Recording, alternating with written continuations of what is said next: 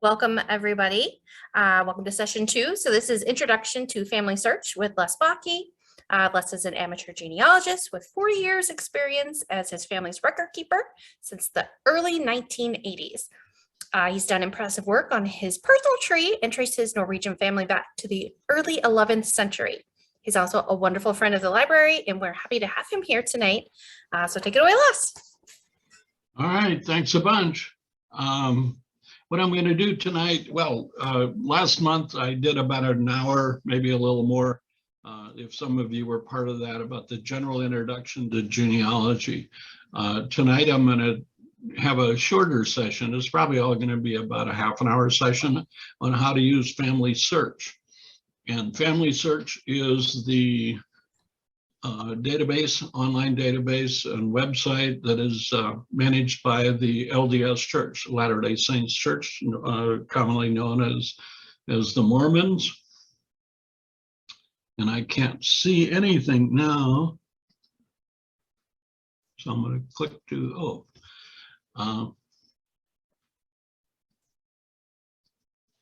so tonight I'm going to talk a little bit about Family Search. They have an application on it.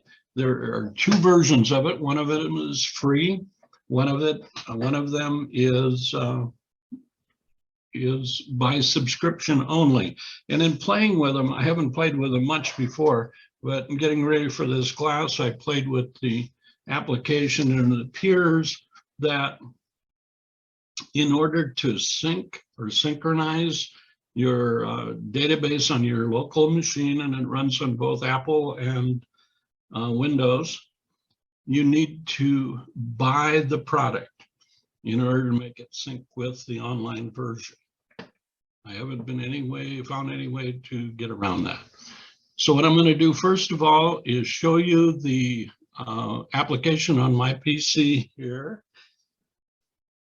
And why would you use this? There's a couple of reasons. If you're not really interested in doing a lot of work, if you're only interested in sharing with your family, this free application might be what's good for you, because on the Family Search website, they say you can, for instance, put the application on a little memory stick, put your database on a little memory stick, and make copies of it and give it to your family and friends who you think might be interested in looking at it. So that's one reason why you might want to use that. The second reason is if you're really, really, really concerned about security and making sure your data is secure and not shared with anybody, you may want to use this application because it will really only be on your computer in your place. So I'm going to bring up a screen. I'm going to share the screen with the application. Just give me a second here and I'll find it. Okay. I'm sharing the wrong one, aren't I?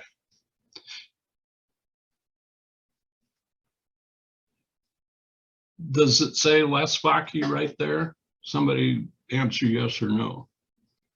Or are you seeing Megan Cronin? I see Les.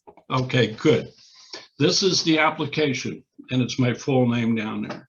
And I only created this as a demo. As you can see with where my mouse is going, it's a pedigree. You can have a family in there. I have not put anything in it. Then you go to name list and you can see what's the people that are in there. And if you put your whole family in there, you would have a long list of people in here. You could do descendants. And here's where the problem occurs. You can't do descendants, you can't do individuals without having a licensed version of Ancestral Quest. And you can't do timeline with it either. You can't do those. So if you simply want to put your pedigree out there like that, have your parents, your grandparents, and all of that going back as far as you want, this is a good application to use. But it does have those restrictions that you cannot use it with your online version. So knowing that, I'm going to stop share on that, and I'm going to share a online version, which is what we're going to be talking about today. Share screen. Got to find the right one.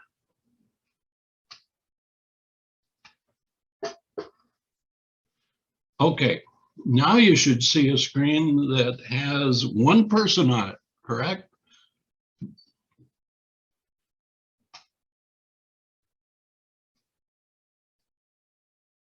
Okay, cool. And it is Megan Cronin. She is one of the librarians at Laurel. She has offered her information out there, and we're going to use it to see some sorts of things. Again, you could, if she had a child, you could add children. You could add a child right there. We could add her father, her mother, similar to the application, but we're not going to do that because we're online, and we're going to go up here past family tree and do search, and we're going to search all records. And who are we going to look for? MEAGHANCRONIN,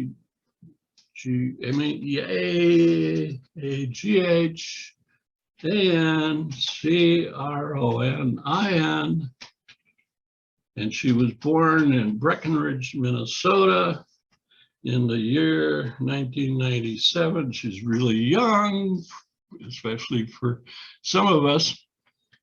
And we did a search, and what the website did is go out there and look at, in this case, public records, and it found Megan Irene Cronin in the Minnesota Birth Index. That is her birth date. She was born in Wilkin County in the United States.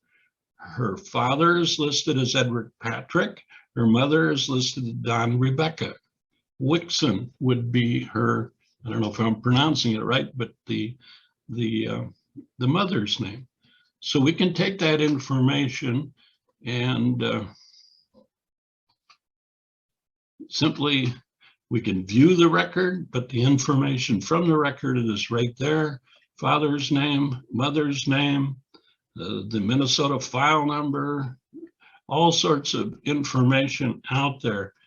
And we can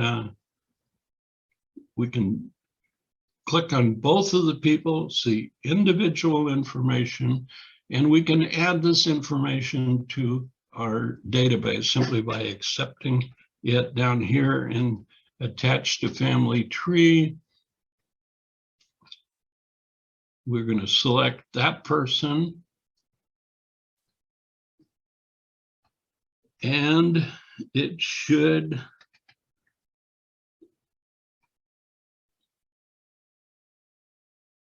click add. Come on. Add the person. And now if we go back and look at the tree, hopefully, it didn't come out there right. We would get the father into that information. That is how this tree or this website, family search works. You can go out there and add people to it, and it will be online. You can do all sorts of stuff with it. Now, if you look, and this is true of nearly all sites, Ancestry.com does the same thing, only in slightly different ways.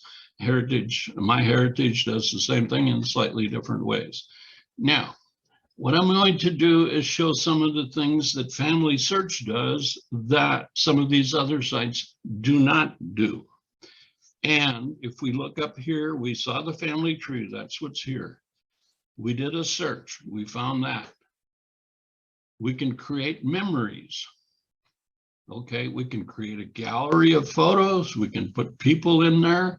One of the things I'm in the process of doing is writing a little document on some of the important people in my life, some of the people that had significant impact on decisions that I made, going all the way back to my high school days. And I had a math teacher who was really, really good. I took every math class I could, and it really helped me when I got to college. And she was a significant person in my education. So if I were doing this for myself, I would put her out there.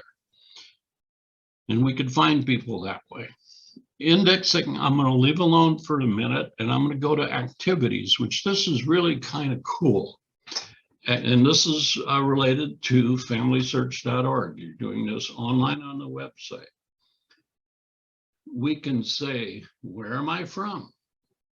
And we click on there, choose a location to learn a little more about. And if we click in Norway, we will find Norway out there, and all sorts of information that we will get from, come on, back up. Okay, now, all about me, I'm going to skip for a second. This one is interesting. It's compare a face. And what I did was I put my face out there. There I am, all right? I just took it off my webcam this afternoon. And I put my father's photo out there. So I'm going to view this comparison with my brother, Bob. That's my older brother, Bob Bakke. And it, oh shoot, this is wrong.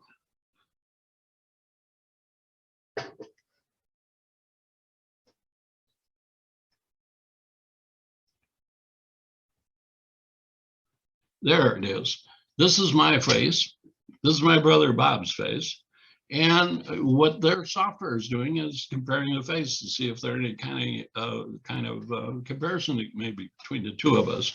And we did look a lot alike when we were younger kids. And it says there's about a 40% chance that we have a similar looking face. Okay. Now I'm going to put my father out there, and this gets interesting. We got about a 49% chance of being similar facial recognition. I put my paternal grandmother out there, Agneta Bakke, and what we see is about a 19% comparison. I put my maternal grandfather out there, and again, it's about a 19%. It's fun to play with. Does it really do anything else? I don't know. Okay. Now what I'm going to do is I'm going to log out of this one. If I get back to family tree.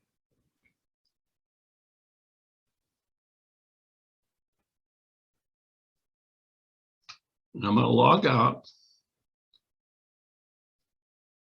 And I'm going to log back in with my website. The other one I used was a demo, simply so that we could see what was going on. Now we're going to go to my family tree. And it's a very, very shortened version out there because I use the other two. I use Ancestry.com and MyHeritage.com. I do not use the family search for it, but I loaded a few pieces of information out there. And you can see there I am. And there is my spouse. And I could search for it, but today we're going to just do this by data entry. And I'm putting her father's name in there, male, so forth.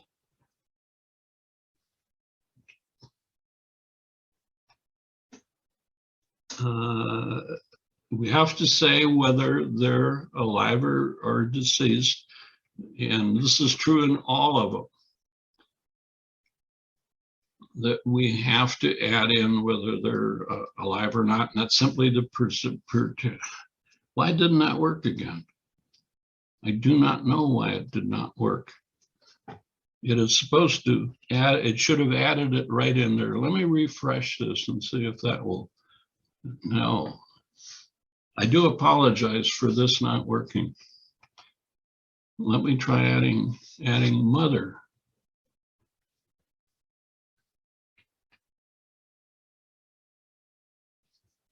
And first name is Jean, Catherine, Mastrud, no suffix, female, deceased. It says it may already be in file if possible, enter at least one date. Remember, Rusty's name is the same as Dad. Yeah.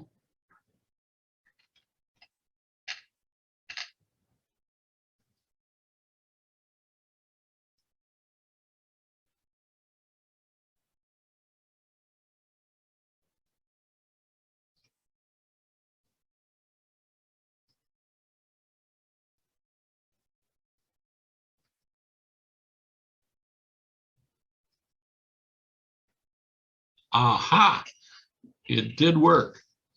Not only that, it added her father. What I had to do is add the couple at the same time. I don't know why it does that.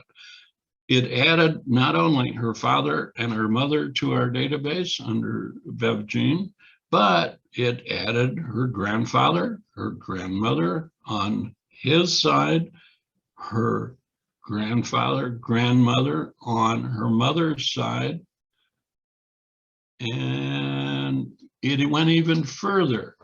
Now, how did all this happen?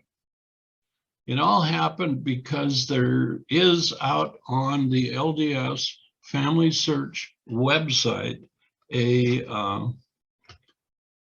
family tree, because remember I said search up here on all records, and it searched all records, and I confirmed that this was her parents' information, and it not only added them, it added these people. And how far back does it go? It goes back quite a ways, back to 1826. And all of those people were automatically added. So that tells us one major piece of information, right? It tells us that rather than using the application on your own computer, you should do the stuff on the web because other people have done the work for you. In other words, other people have created their family trees, uploaded it onto Family Search, and made it shareable. Now, you can make your family tree private out there. You can make your family tree public, and the information is out there, is added to your tree as you do it. Okay. I'm willing to take any questions right now if anybody has one. I don't know how you want to do it. Tiffany, if you want to try and do it via chat or not, but I'm willing to go on. This is me. So I'm going to click on me, and I'm finding out all sorts of vital information. Only you can see and edit this person's family tree because I'm a living person. Ugh, I'm talking, must be alive. However, anyone could potentially see photos, documents, and stories that are attached to this person. In other words, if I put some information out there, it's possible that some people could go out there and see it. The vital information about me. That is a male. I was born on October 1st, 1944, a long time ago. Thief River Falls, Pennington County, Minnesota, United States. I'm still alive. I've not been buried yet. Other information that's out there. Military service. One can put that out there for any of the veterans. The one thing I don't like about it, it doesn't give me the option of saying much. Description of military service. I was in the Air Force. Okay. And then it says date of military service. Well, I was in for 4 years. That's the date I went in. There's no way, there's no place that I can find to put in additional information. Some of the others, Ancestry and My Heritage, both allow me to put the dates of service. Place of military service. I was in a number of places. Went to basic training in Texas, went to language school in Indiana, I went to intelligence school in Texas, and I was stationed for 2 years in Japan, and then I spent a few months at Fort Meade, Maryland, with the National Security Agency. So this information is out there. It's got family members, all right? That's me, that's my sweetie. She's sitting behind the monitors. And if I look over here, my parents are both out there, both deceased. So that information would be available if somebody was to go out and look at it. And there are my oldest sister, my oldest brother, second oldest brother, second sister, there is me. And they had a stillborn child born between me and my little brother, Larry. So that information is out there. Okay, now let's go back to me. And I'm gonna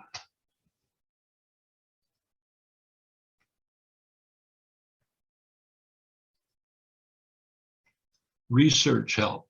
I went back to me and found some over on the right-hand side of this detailed information on me.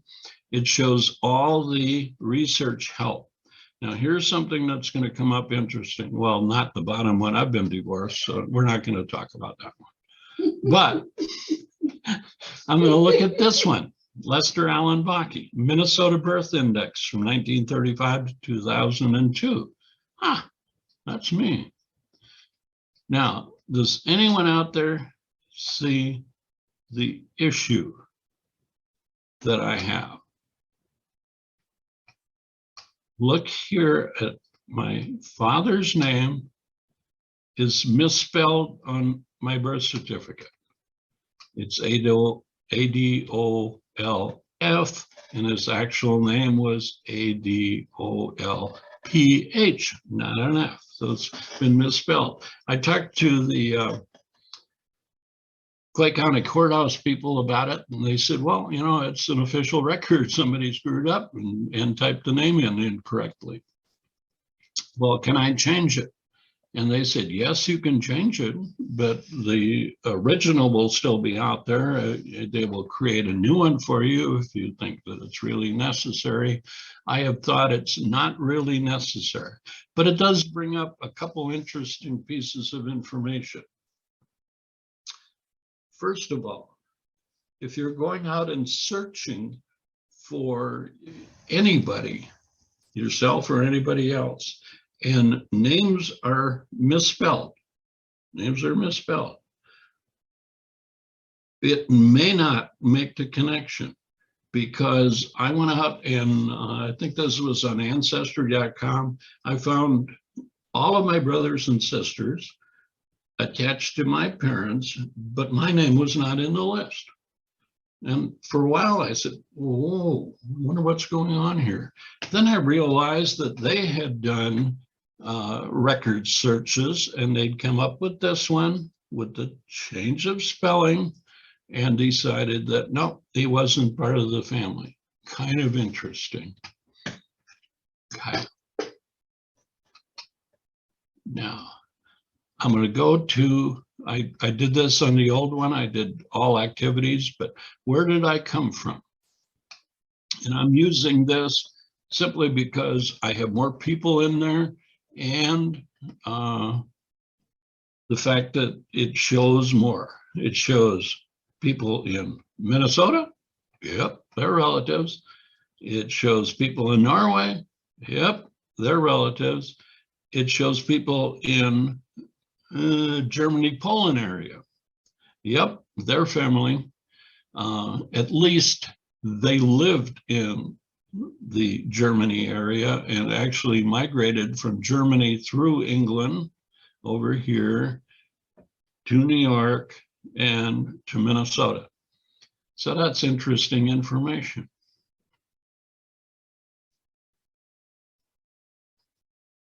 What about me? Whoa, this took my year of birth, 1944, and gives me all sorts of stuff. Name, meaning, origin. Okay. This is the information about my first name. That's not so interesting. But the Bakke last name, it came from Dutch. It came another Dutch. And this is the one that is important. It came from Norwegian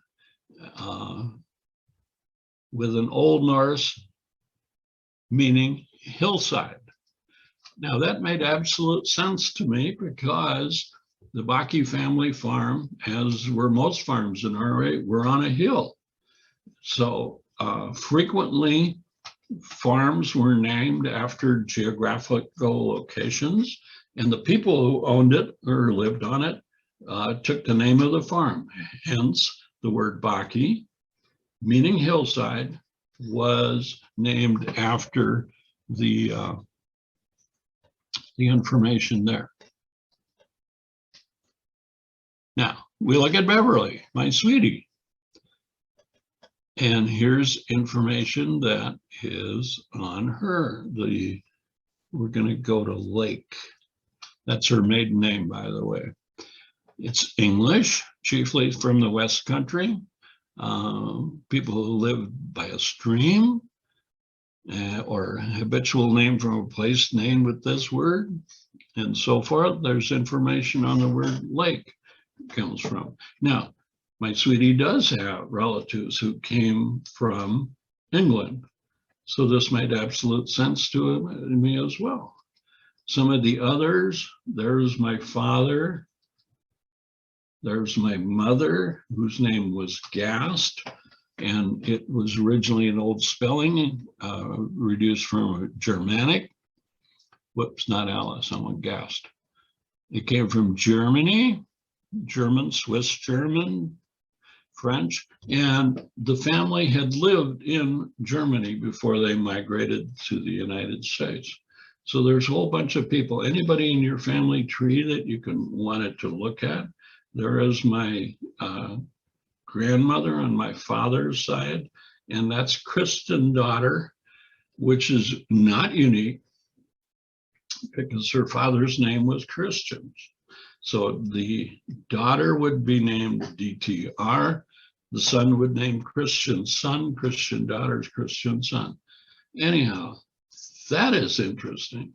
I have not found this in anywhere other than on Family Search. Okay, how many people share your name? I'm gonna look at oh, that can't be true. People that share my first name are from all over the country, basically. There's 1,079 in Minnesota. How many in North Dakota?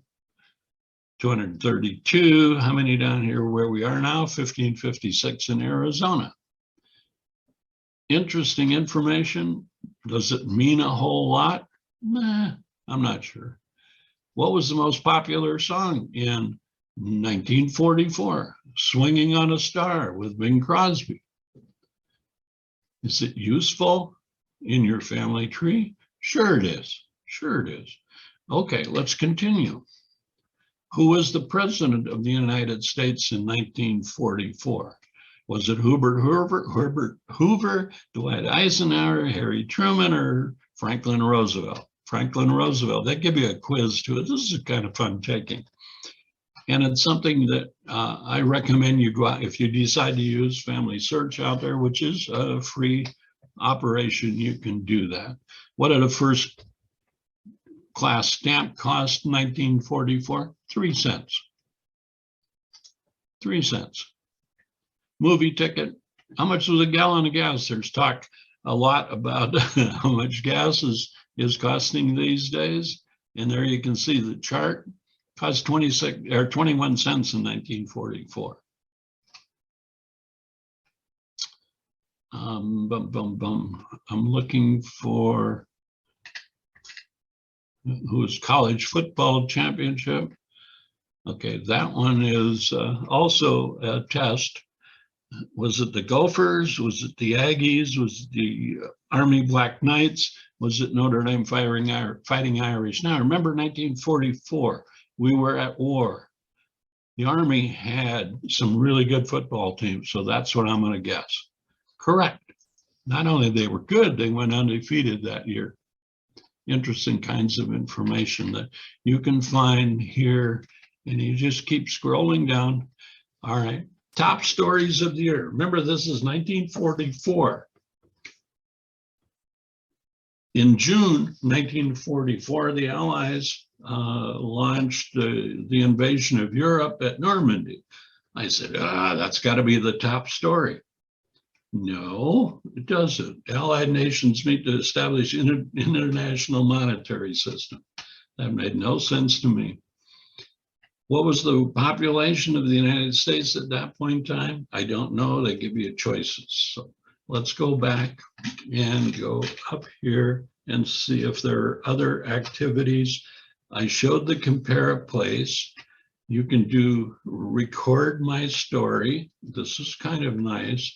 You can create, everyone has stories. What are yours? You can talk about your goals and accomplishments, your heart and soul, probably who you fell in love with, fun and entertainment throughout your life, your philosophy, ponder and reflect, spiritual, general questions. This is really kind of cool because it will guide you through what you want in your story. Now, lastly, some in-home activities.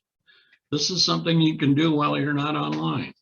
You know, you want your name out there, of course. Time capsule questions, all about me in a box. Knowing what you are can help build your confidence.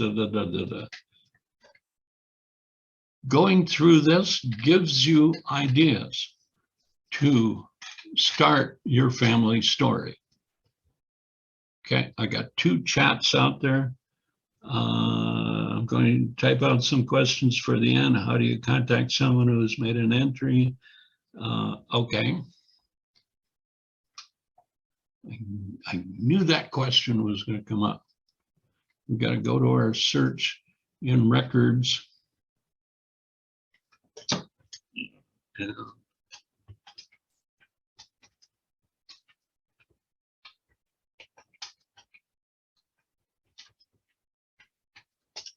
I believe this is what you're asking. You all know how old I am. So this is, I was a groom at a wedding, a principal, Minnesota. I'm looking for I did not see one. The question is, how do you contact these people once you find somebody? Let's go to search. Let's go to search in genealogies, because those are the other trees that are out there.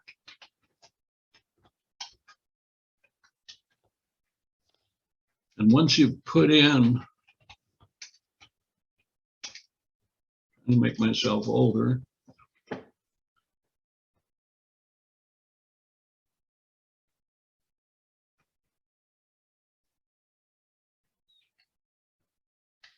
You know, I'm not finding that information.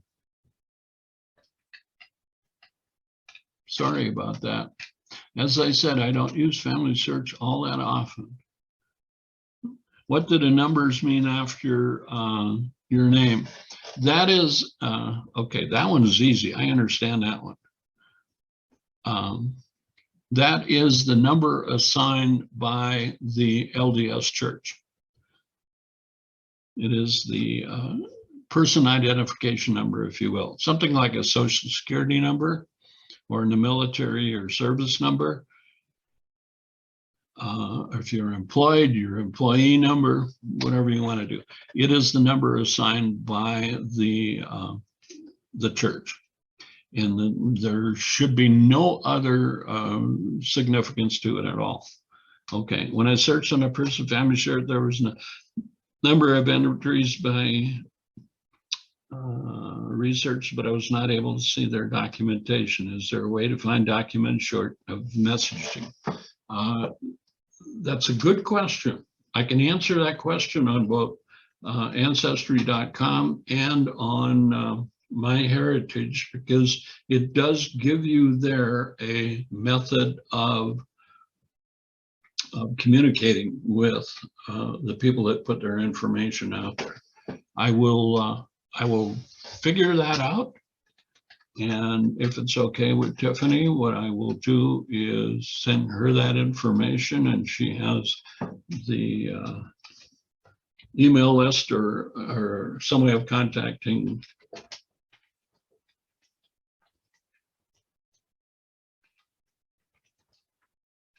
What I'm doing is typing. And I can only do two things at one time. One of them is not doing much. So I will find that answer. Thank you for the question. I talked about memories. I talked about search. I talked about, you can find about books on doing work. A wiki is something that offers you help. Oops, their problem. They don't have a good link to it. A wiki is sort of a help area where people talk about what they've found and how to do work on a particular item. In this case, the family tree. We have another chat. Is a recording available of a first genealogy session? I could use some help in thinking about organization. Okay, what I'm going to do is I'm going to put my Gmail address out there. And the library is working on putting it out there. I do have a recording that I did for another organization that is quite similar. It may not be quite as specific to the Moorhead area, but you can send me an email and I will send you the link to that. Oh, wait a minute. Bear with me for 30 seconds. I may even be able to find a link for you out there.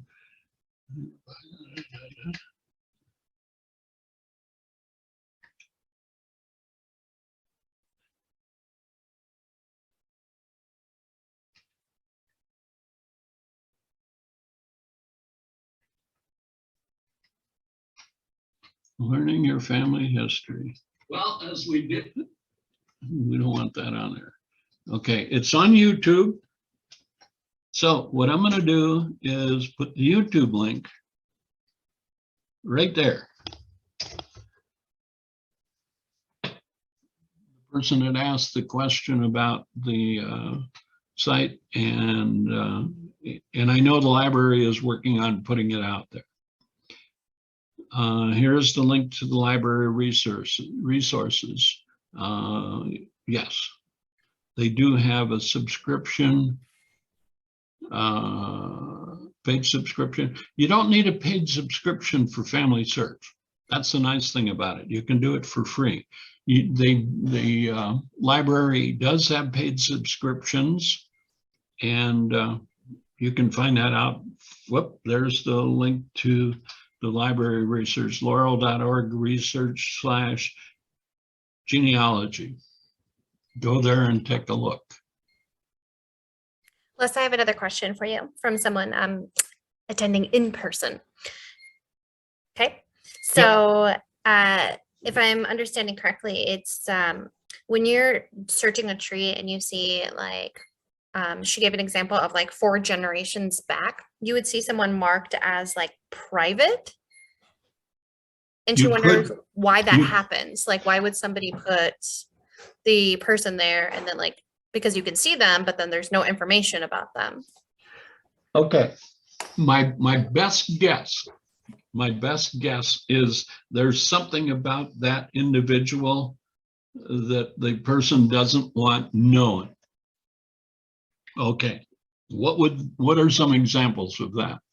I have had people that don't want somebody out there simply because there was a messy divorce and the woman in the relationship told me, I do not want that person out there. Take them out, delete them, don't show them anywhere. And I said, wait a minute, he's the father of your 3 children, isn't he?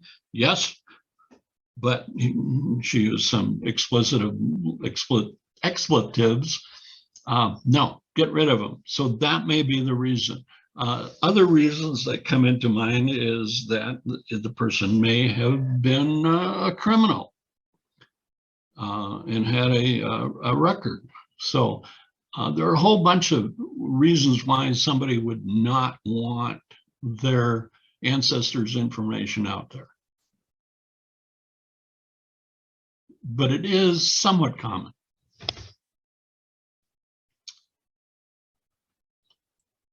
That makes sense. Make sense? That makes sense. Yeah. Okay. All right, let me double check the chat here. Yeah, I'm looking at the chat too. I think we look pretty good. Yeah. So we've got one more session coming up. We're working on putting the first one and then this one up on our YouTube. So we'll have them there, and then just touch a little bit on library resources, because that's what I do. And we do have Ancestry. So you can use Ancestry here inside the library. You can use Heritage Quest. That one you can use inside and outside the library with your library card. ProQuest. We have Minnesota Digital Library. Another great resource is our microfilm readers. If you wanted to come in and look through those. So yeah, this was awesome.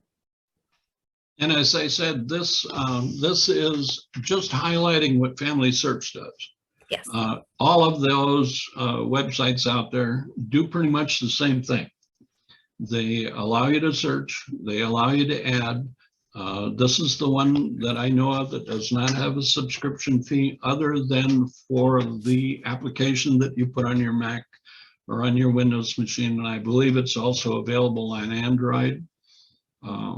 But a little tablet isn't always the best to do your research on, unless it's all you have. Yep. Now, in another month, we're doing ancestry.com, how to use that. And since that's one I'm extremely familiar with, it'll be easier to do. Is it okay if I send you, Tiffany, the how to contact a tree owner? Oh yeah. And then you can send that out to people? Yes, definitely. And if anybody wants, any of the information here, I think Les sent us the slides from the first time. I still have that available, and I would be happy to forward it to anybody. It's just Moorhead at laurel.org. So just shoot us an email and I'll get that to you. Yep. I do not have any kind of documentation I can send you for this, because this is Sure. really a demo. Yeah. And that's what it is. Perfect. All right. All right. Well, we appreciate it. And we'll see you in a month. And we'll see you in a month. Okay. Thank you. It's still in the 60s down here. And, I'm just throwing that You out had to there. brag. You had to brag. All right. night. We got, okay. Good night, everyone. See you later.